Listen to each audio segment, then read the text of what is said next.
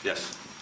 Good evening, Midlothian Valerie, one of the members of the homeless community here in Midlothian. I didn't expect to find out that there's going to be 3 weapons at Memorial Park soon, so if my condition continues, at least I know where to go. In my hand, I have the words that I thought I was going to say at the October 4th, 2017 meeting, so I was unavoidably detained. Because circumstances have changed, I will just summarize the points I wanted on public record a few weeks ago, based on what I had witnessed firsthand over a period of 10 years while being here in Midlothian on a regular basis, and also performing recently an audit of 216 building inspection reports in connection with what the village labels as crime-free housing program. First, I shut down my Advanced Midlothian Politics group and my wall on Facebook because I have no 24/7 internet access to participate in the conversations, and things took too vicious of a turn for me to accept responsibility for hosting, even though they were not my words being spoken in hostility and haste. Next, no list, no sign, no CPTED inspection, incomplete and even forged building inspection reports equals no right to demand any action whatsoever using the CFH ordinance as the justification. No debate, no excuse, no retaliation. This is a victimization factory for the corporation to use against property owners and renters alike, and it will.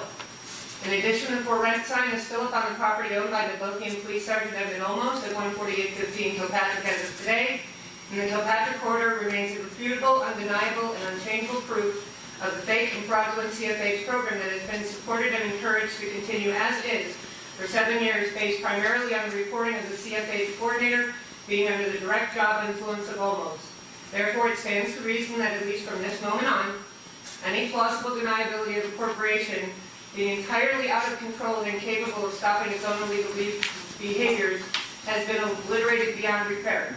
At this point, I personally send the corporation in its entirety to a mental health facility immediately for a 5-day observation, but the Citizens United will allow for it.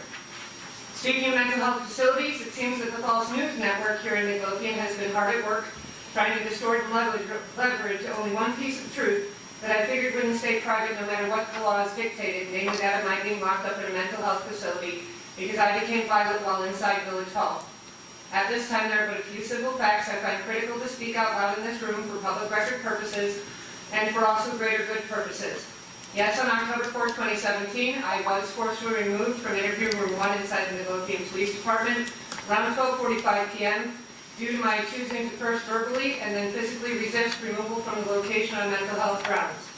Public records I've acquired so far shows that this was partially because I refused to file a complaint against former Police Chief Hal Kaufman for words he allegedly said online and Facebook behind his suggestion I should jump in front of the 745 Metro train and kill myself that I myself saw and even commented on.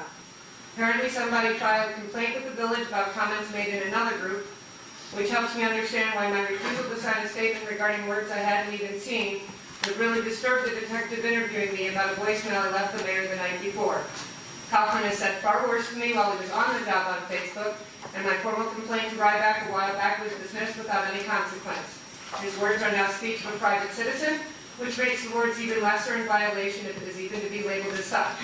Instead, you, the board, and the mayor should be apologizing to him for treating him as a persona non grata when he filed a complaint with the board about inaction correcting an error that canceled his health insurance at a meeting about a month ago. Over the years, I've noticed how various speakers in the public comments portion are treated to either undivided attention of their government if they are popular or have something nice to say or proof. Activities designed to make it appear as if there is something more pressing to look at other than the speaker initiated, and that a signal of active listening can be seen. Shame on you for doing that to him, just as much on shame on you every time you've done it, and any time you do it in the future. Yes, I view the whole event to be entirely absent of any HIPAA layers, despite the corporation, hospitals, insurance companies, the state, etc. Recording it as a mental health event. Yes, I believe rights privacy laws are existing at this time in an unprecedented setting. Yes, I broke free of the restraints being applied against the police department. No village employees were reported to be injured in the event. Yes, on October 6, 2017, I was moved to the Madden Mental Health Facility. And yes, I was released October 13, 2017. Yes, I was attacked while in the facility on October 12, 2017. And yes, I was one micro-decision away from disability or even death. No, I haven't filed a police report because apparently mental health patients are not allowed to use the 911 system to report an assault, and there is even confusion as to who has jurisdiction over crimes inside the state-run facility. With that stated as fact, my opinion remains that the corporation is not going to take any immediate actions whatsoever, because I am still not to be believed and nobody wants to drive down Kilpatrick at night to see the truth of the fake program for themselves. I believe that tomorrow will be business as usual, and someone's going to interact with the village somehow in connection with the CFH program, and that'll be that. I'm at least relieved to some extent that the village now does have my statements on the CFH matter on this record, and I guess ending this out-of-control program will fall on someone else's shoulders, as my voice was obliterated by the call of mental health problems and the subsequent facts on record that I was in a mental health facility all. I'm saying this tonight of all nights because I believe no one in this community should be spending time and thought talking about my circumstances, as it feeds into the objective of derailing the ending of the CFH program and all of the illegal activities attached to it, as it was made quite clear when the AMP group was open. In closing, a friend of mine at Madden was sexually assaulted this weekend in front of others, and staff severely delayed their response to the matter. So delayed, my friend was forcibly injected with powerful drugs that interfered with his right to receive proper 911 care, which should have been complete with trauma care and opportunity to file a report.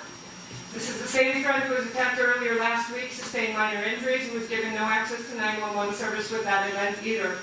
This is the same friend who saved myself and a woman from Los Angeles on October 12, 2017, who I also consider friend, along with another person I love as my friend from neighboring Harvey, who helped subdue the attacker.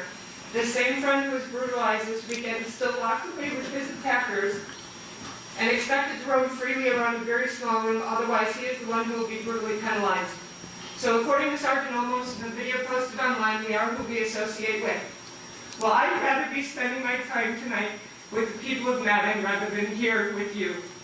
Every single one of you scares me far greater than anything anyone in that facility might ever say or do to me while we were within each other's presence, because it's clearly become too normalized to bully a victim of government with words like, "Shut up, that is one of the nice guys. Leave them alone or else we'll come after you and stop you ourselves." Someone may have been nice to you, but that doesn't mean they can't be a rapist or a murderer, let alone white-collar crime specialists like Ryback thought herself to be and failed miserably. None of you will ever again hesitate to look at me other than someone who brought this upon herself because of whatever cherry-picked evidence and excuses are chosen, and I can live with that. I've never been out to win anyone's popularity contests, and Midlothian's popularity games are just too hate-filled, old-school vicious for my own taste. You just don't get to use my life choices to hide from the real and true problems raging through the Midlothian Police Department and Building Department, just as the people at Madden are expected to work through their real and true problems for the sake of society. The difference is that mental health patients are expected to do this without the same rights and freedoms as everyone in this room, as mental health patients are designated as persona non grata at the entry into the system, even though the phrase is now codified into laws and policies and complete with threats none of you will face outside the mental health system, such as forced injections and restraints. You can call 911 when you are sexually assaulted. Mental health patients cannot. So go ahead and talk about the fake CFH program extensively and how brutal this community has been towards the renter population for decades without me as your example. Everyone lost that right a few weeks ago when I first started reporting on it. Go find someone else, as there could be plenty out there more than willing to speak with you than I am, as long as you don't treat them with a dose or two of this special old school Midlothian kindness. And while you're at it, talk about the fake community policing program as well, because if we had had one that was true, victims of slumlords like Olmos and mine would have already been shut down, or at least circumstances changed 10 years ago, when former police chief and former trustee Vincent Schiavone began making sure the phrase was stamped in locations he wanted displayed and attached to his words about picking up dog poop on village-sponsored material, so he could put on his resume, "One community policing program, job well done, here are my stats." I'm tired of paying such brutal, personalized, and customized prices for the sins of members of this community and government, especially the long-standing ones, with or without pay. So as I said in an email to the board about this whole matter, I'm done being this community's go-to victim, ready and able to take whatever past, present, or future government is in the mood to dish out, and then reporting my findings to the public for your further political purposes. Your loss is if you see this as a dangerous threat to your safety and security. I see this, my saying quite clearly and coherently, to stop hurting me and others who are supposed to be representing their best interests also, especially the renters, let alone your interest in governing over the people of Midlothian in an honorable way for a day's wages. Now, tonight, and with every breath from this point on, I'll just be sure not to hold mine too long, maybe for change. Now, if you will excuse me, I must return to work on finding the words and the people that can help and will cause for immediate quality health care to be provided to a sexual assault victim who would otherwise be being treated as a hero. Instead of a system of instructions stating he has no right to be the recipient of such an outrageous request because he voluntarily asked for mental health care, he never gave his consent at any time throughout the process to be assaulted, and neither did I for that matter.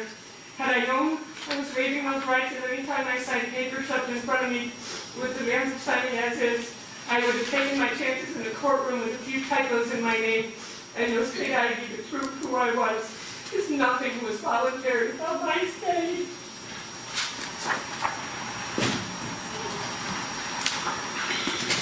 Anyone else? Louis? Bob? No? All right, I'll close the floor to public comment. We'll move on to the consent agenda. On tonight's consent agenda,